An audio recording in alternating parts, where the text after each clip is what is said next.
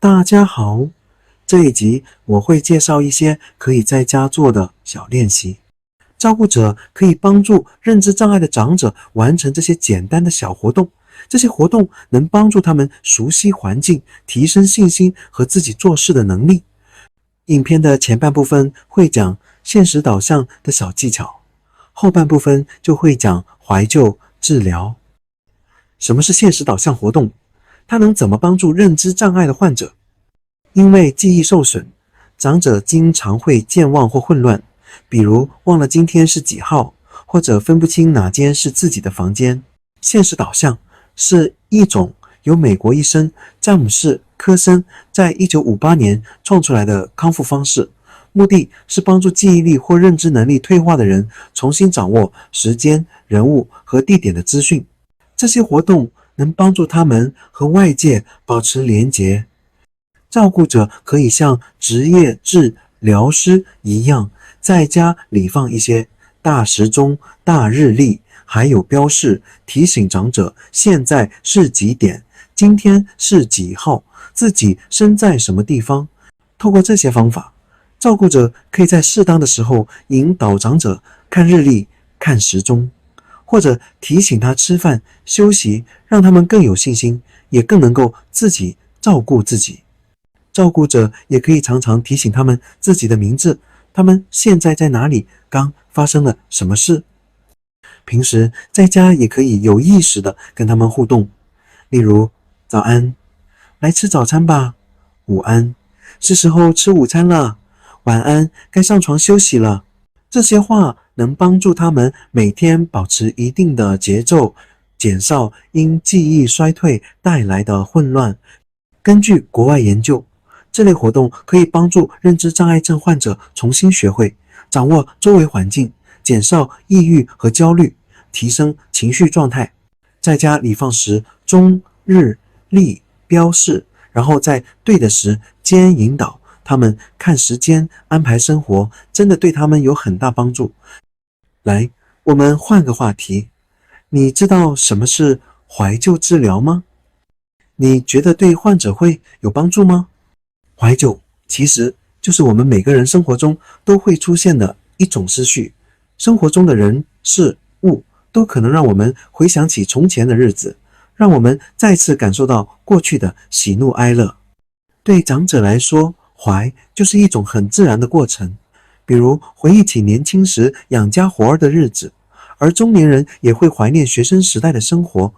怀旧活动就是一种有目的、有计划的活动，透过鼓励患者运用他们的长期记忆和剩下的认知能力，达到一些积极的效果。照顾者可以利用一些旧照片、杂志、报纸、老物件等等，引导患者说说自己以前的故事。这样不但可以提升他们的自我形象，还能改善表达能力，增加生活满足感。而且透过这些分享，照顾者也能更了解患者的过去，知道他们的喜好和习惯，这样在处理一些问题行为时会更有针对性，也能增进彼此之间的关系，减轻照顾压力。现实导向和怀旧治疗都是非常有用的方法，我们应该立即行动起来，去帮助家里有需要的长者。如果你也有相关的经验，欢迎在留言区分享，也给其他人一点鼓励吧。今天就分享到这里，谢谢收看，拜拜。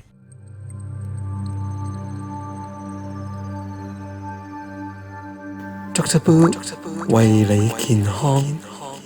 喜歡我哋嘅製作，點訂閱，點通知，得隻杯黃醫生一出片就會通知你㗎喇，多謝。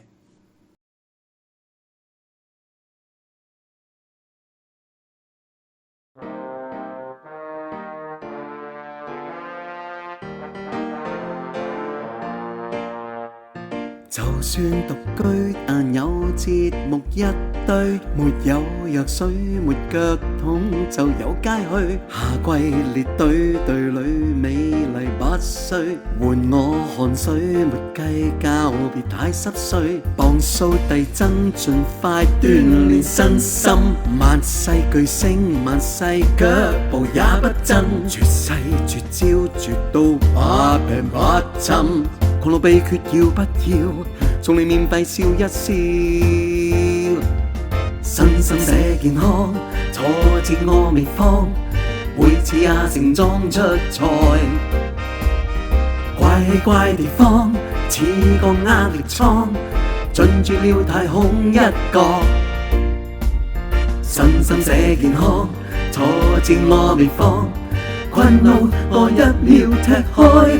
身邊有你愛我不錯，跌過我亦風光，當作紀念也不錯。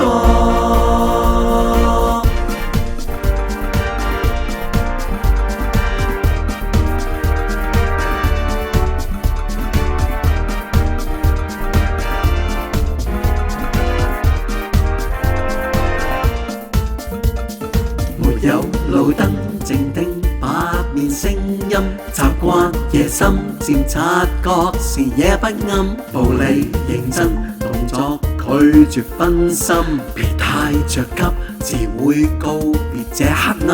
入世未深未免怕讓犧牲，集結大軍互勉發動解憂困，弱勢立生用愛破舊生生，有我勇氣我需要，愛叫世界豁開了。